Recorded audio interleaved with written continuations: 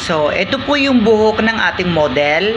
So, siya po is sobrang kinky at talaga namang dry na dry at damage na yung mga dulo ng kanyang buhok. Ayan. So, sa pag-analyze, makita natin kung ano yung status ng kanyang buhok. Ayan. And ang gagamitin po natin ngayon is ito pong protein care straight band. Not Botox, not Brazilian, and not relaxer. Ayan. So, dito po ay, ayan, magsasali na po tayo. At ito po ay hanggang 15 heads, kayang-kaya po. Ayan. So, prepare na po natin. Ayan. So, wait lang natin. Ayan. Sa nagtatanong ng protein care straight band, ito po ay, again, hindi Botox, hindi Brazilian, hindi pang riban, pero nakakaunat po siya up to 90% straight effect. Ayan. So, yung buhok ng client natin is, again, yan, isa-section na po natin. Ayan. And then, ayan. So, nalagyan na po natin. So, mag-start po tayo sa gawing batok. Pero yung buhok po kasi ng ating model is naka-undercut po siya. Ayan. Mag-start po tayo sa pinaka-batok. Ayan, application. So, pwede po tayo mag-apply dito ng may gloves or kahit walang gloves ay pwede naman po. Hindi po siya harmful, wala po siyang chemical na maaring makasira sa balat ng ating mga kamay kahit madikit po siya sa batok or sa anit ng ating client. Pero syempre, iwasan na lang po natin maidikit kasi baka mamaya is meron po siyang allergy or mga dandruff, magiging hapdi po siya. Yan. So, nag-start po tayo sa gawing batok. So, ang application po natin is 1 inch away from the scalp or pwede rin namang half inch away from the scalp hanggang dun po sa kaduluduluhan. Basta po virgin hair yung buhok ni client, hanggang dulo is pwede na po itong lagyan. Basta wag po muna sa gawing sa pinakaanit kasi po ito pong ating application. Kapag virgin hair is pwede po siya hanggang kaduludulong po sa hibla ng ating buhok. Ayan po. So, pagdating naman po sa application ng may kulay or may bleach, syempre, bilang mga hairstylist or hairdresser, alam po natin kung paano po tayo mag-a-apply ng medisina sa buhok ng ating client and alam natin kung gaano katagal yung magiging reaction. So, kapag may virgin hair or regrowth part na tinatawag, is kailangan po mag-regrowth application po kayo or dun muna sa may mga gawing bagong tubo. So, yung mga may kulay na or mga may bleach, so, mas mabilis na po siya na nade-develop kumpara po sa regrowth na tubo ng buhok. So, kapag okay na po yung regrowth, 1 hour nyo na ibabad. So, ito po ay pwede na natin ibaba. So, babalik po tayo sa ating voice recorder para po dun sa kabuuan po ng application.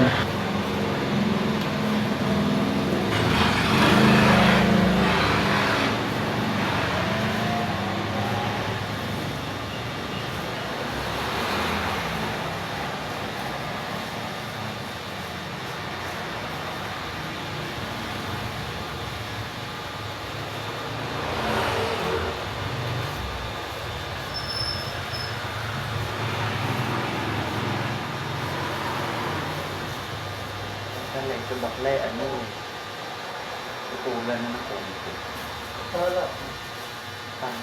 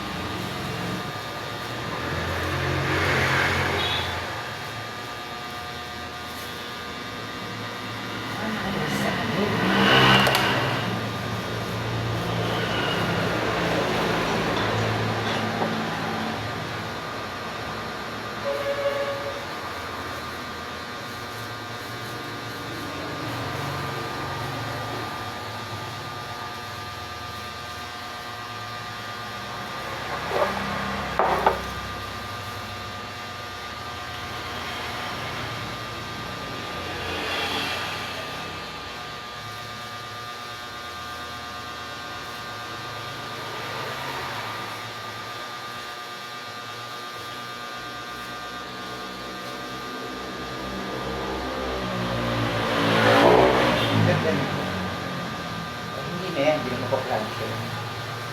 Kung alin lang mapaplansya.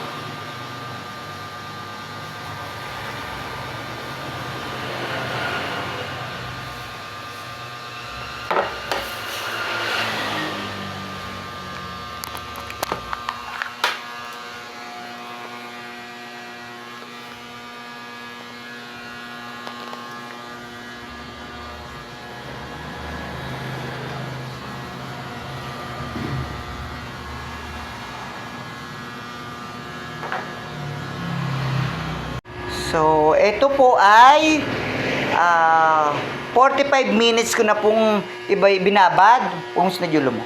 Ayan. Ayan. 45 minutes na po natin nababad. Ayan po. Nakita nyo po na talaga pong sumunod na siya. Pero syempre, hindi pa po sapat yung pagkakababad ng ganong oras. So, ibababad pa natin.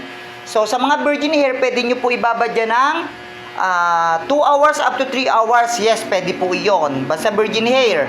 Sa mga may kulay or mga may bleach, syempre case to case, kapag alam nyo magre-react na siya, babanawan nyo na. Pero the more matagal ang babad at wala naman reaction, mas maganda po na tagalan nyo pa po yung babad. So ako po, nag-blower na po tayo. So hindi ko na naipakita sa inyo yung blower natin kasi nag-live po ako. So, ito na po yung kanina. Ayan, tinali ko lang, no? Kaya po siya, pero nawala na yung pagiging kinky niya. So, nagpa-plancha na po tayo. Ayan, nasa na ba? So, pakikita ko po sa inyo yung pinaplancha ko. Wait lang. Hindi ko na nabitawa yung plancha. So, ayan. So, pa-plancha po tayo. Kailangan po, after po natin mag-blower, kailangan po 100% dry. And then, paper tin po yung pagpa-plancha. No? So, ulit-ulit, and then pag virgin hair po, 200 to 220 po yung ginagamit natin pagka virgin hair. So, kailangan yung tama yung init. So, pagka kasi tama ang babad, ang bilis po niyang napaplansya. Okay, same day wash din po ito. Bibidyon din po natin after po natin ma-i-wash. Pero, tandaan natin na hindi po, organic ito. Pero mas maganda siguro kung 3 days bago po ito talaga banlawan. Para po yung moisture ng buhok ni model is bumalik po, no? So mas maganda po yung ganoon. So mabilis po siyang planchahin. Okay? Sobrang bilis po niyang planchahin. Almost 3 hours ko po itong binabad. At wala pong kahit anong na-damage or nasunog sa kanyang buhok.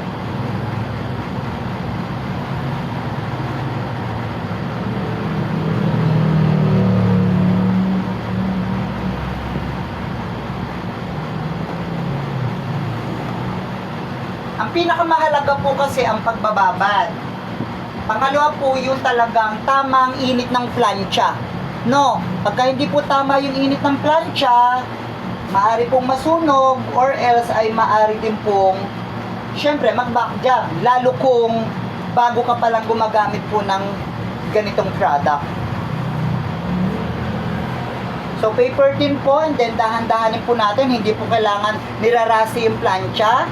So kasi yung nutrients, yung mga protina na natin sa buhok niya, pag nagasgas din po yun ng plancha, so yun po yung pwedeng mag-leak, yun po yung pwedeng maging dahilan ng pag-buwaghag niya. Yung mga nutrients na pag nasa loob ng hibla ng buhok niya, pagka po kasi nagasgas, hindi po ba pansinin nyo sa isang balat, pag nagasgas, nagtutubig. So yun po yung dahilan na magkaroon po siya ng sugat. So sa buhok, ganun din po. So, paano po para magising ang model? Kailangan po ay gisingin. Ayan, so, ganito natin ha.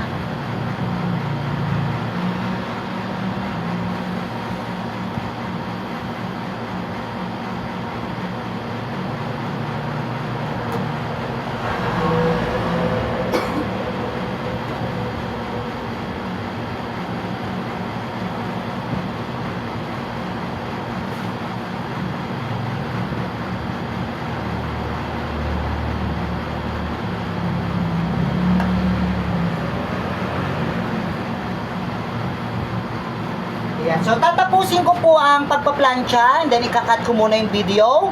So, mamaya na lang po natin pagpapatuloy pag ito po ay binanlawan naman natin.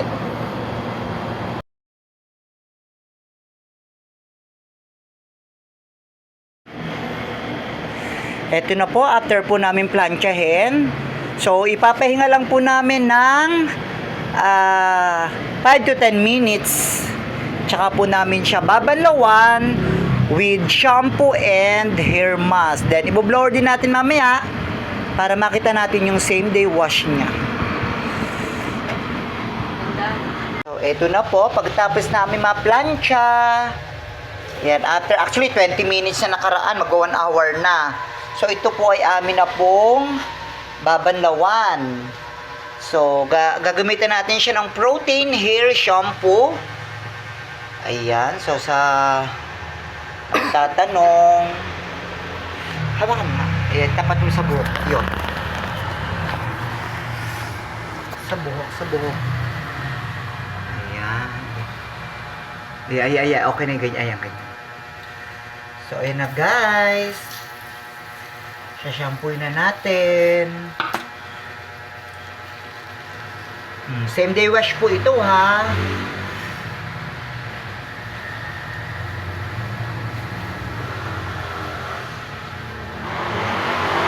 Para makita niyo yung kabuuan. So, ayan, sinampoo natin. And then, ginamit po natin shampoo dito ay Deluxe Crystal Botox Protein hair shampoo. Ayan, ako ganda no. Sige. And then, syempre, lalagyan din po natin ito ng Deluxe Protein hair conditioner. So, pwede po, kung wala kayong conditioner na ganyan, ay pwede po yung hair mask. Bango, no?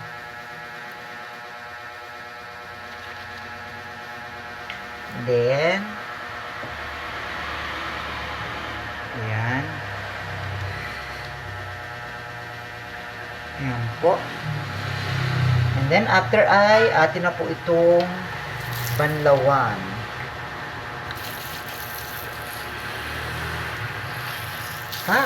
Ganda.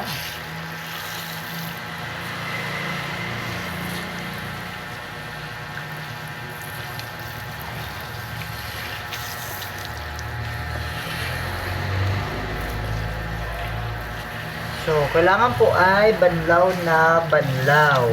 Bukas na baka lumabas? Ha? Okay. Okay. Huwag lang, ganda na wala ang kulot mo. Ayan.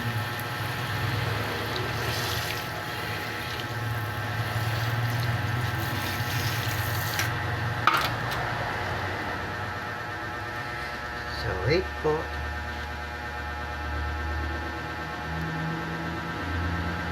Okay, so ayan po. Ako muna. So, babalikan natin pagka blower. Sige, habang inaanong kita. Sige, upo ka na dun.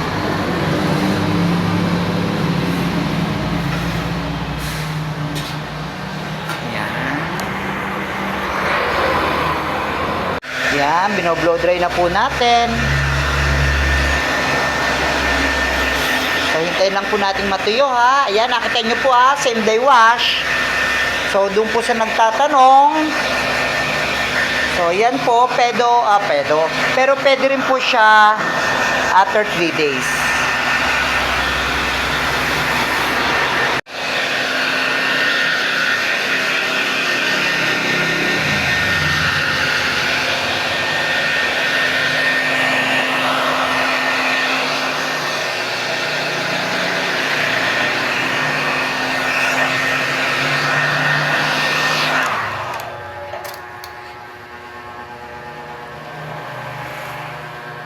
Diba?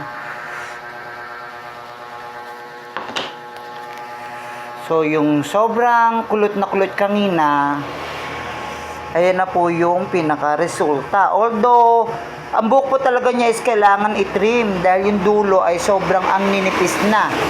So, again, hindi pang ribbon, hindi botox, hindi Brazilian. So, protein carrier straight band. Meron po siyang kakayahan na mag-unat ng buhok 80 up to 90% straight effect. So, depende, magiging 100% pang straight effect yan. Depende sa nipis ng pagkakaplansya. So, ito medyo makapal pa po ang plansya ko dito. Ayan ha, same day wash. So, ayan po yung talagang buhok ng client. Ayan. Yan, yung sobrang kulot. So, ayan po. Hindi ko naman po masyadong ibinabad to ng nakadikit din sa kanyang